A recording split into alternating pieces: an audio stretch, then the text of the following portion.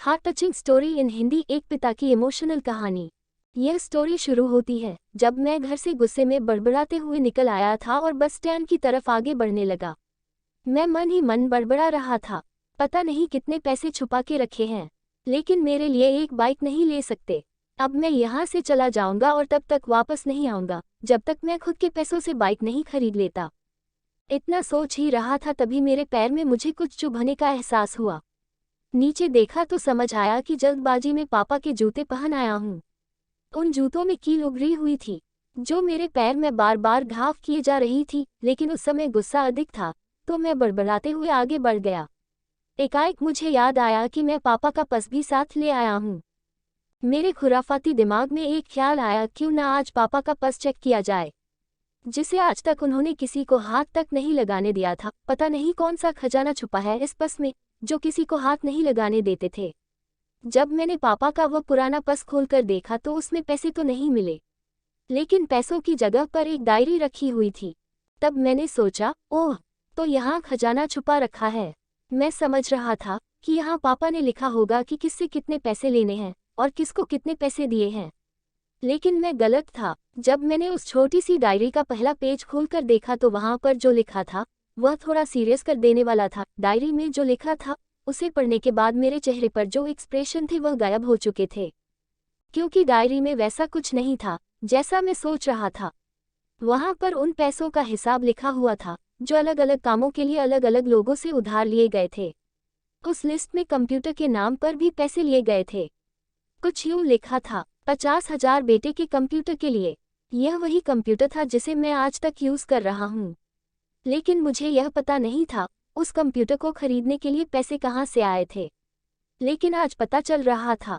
मुझे आज भी याद है जब मैंने पहली बार कैमरे के लिए जिद की थी, जो मेरे पापा ने मुझे 2 हफ्ते बाद मेरे बर्थडे पर ला कर दिया था, जिसे देखकर मैं बहुत खुश हुआ था। और मुझे खुश देखकर मुझसे कहीं ज़्यादा अगर कोई खुश था तो वह थे पापा। अब मेरे चेहरे से गुस्सा एकदम गायब हो चुका था। जब मैंने आगे का पन्ना पलटा तो वहाँ पर कुछ विशेष इच्छाएं लिखी हुई थी। पहली जो विश थी उसमें जो लिखा हुआ था, अच्छे जूते पहनना। यह बात मेरी कुछ समझ नहीं आई।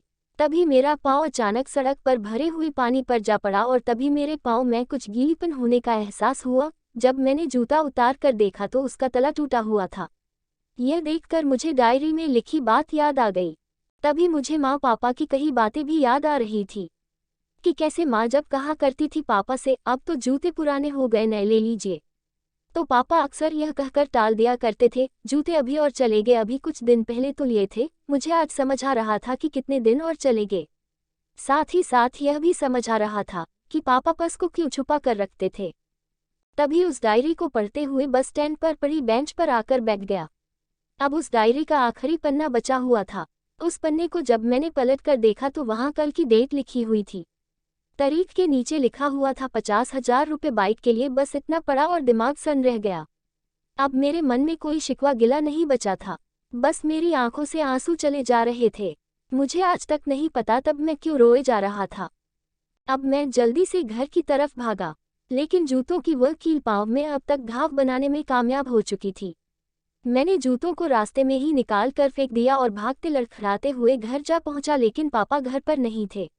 मैं समझ गया वह कहाँ थे। मैं सीधा पास वाली बाइक एजेंसी की तरफ भागा।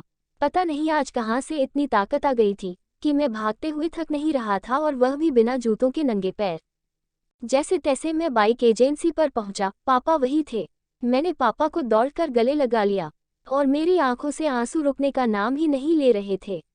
पापा को समझ नहीं पा रहे थे आखिर हो क्या रहा है, मैं क्यों रो रहा हूँ। मैंने पापा से कहा, पापा मुझे मोटरसाइकिल नहीं चाहिए, आप अपने लिए जूते ले लीजिए। अब आज से मैं जो भी करूँगा अपनी मेहनत से अपने बलबूते पर पढ़कर करूँगा। दोस्तों, बस इतनी सी थी ये कहानी, यह हार्ट टचिंग स्टोरी लिखते हुए आज मेरी भी आंखें नम हुई है। मैं आज आपसे कहना चाहूँगा, ठीक ऐसे ही होते हैं हमारे पिता।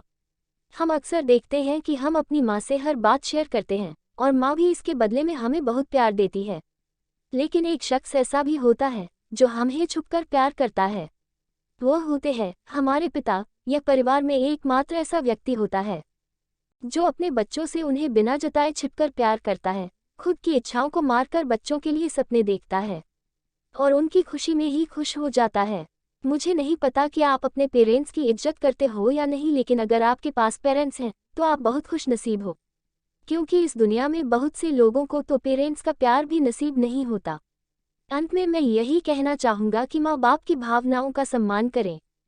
मेरा इस पोस्ट को लिखने का मकसद यही था कि मैं आपको बाप की फीलिंग से रूबरू कराऊं, क्योंकि माँ के बारे में लेखकों ने बहुत कुछ लिखा है, लेकिन बाप के ऊपर कोई नहीं लिखता।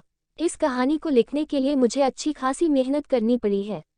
अगर आपको ज़रा भी यह heart touching story in Hindi पसंद आई हो तो नीचे कमेंट करें और अपने दोस्तों के साथ सोशल मीडिया पर शेयर करना ना भूलें। यदि आप हमसे बात करना चाहते हैं तो हमारे कॉन्टैक्ट अस पेज और फेसबुक पेज के माध्यम से संपर्क कर सकते हैं।